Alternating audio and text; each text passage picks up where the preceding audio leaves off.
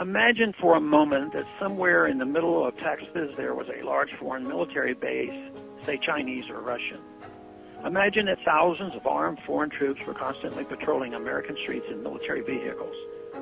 Imagine they were here under the auspices of keeping us safe or promoting democracy or protecting their strategic interests. Imagine they operated outside of U.S. law and that the Constitution did not apply to them. Imagine that every now and then they made mistakes or acted on bad information and accidentally killed or terrorized innocent Americans, including women and children, most of the time with little or no repercussions or consequences.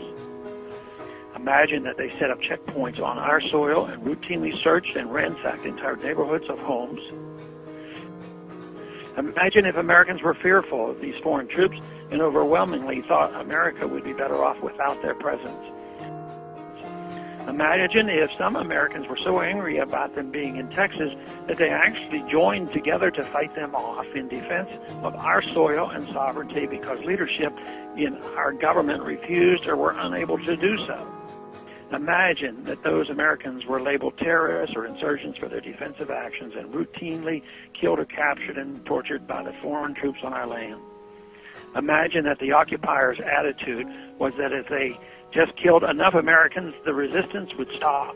But instead, for every American killed, 10 more would take up arms against them, resulting in perpetual bloodshed.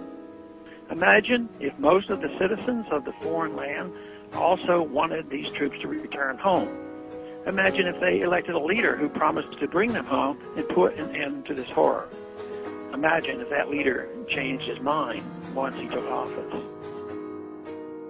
The reality is that our military presence on foreign soil is as offensive to the people that live there as armed Chinese troops would be if they were stationed in Texas. We would not stand for it here, but we have had a globe-straddling empire and a very intrusive foreign policy for decades that incites a lot of hatred and resentment toward us.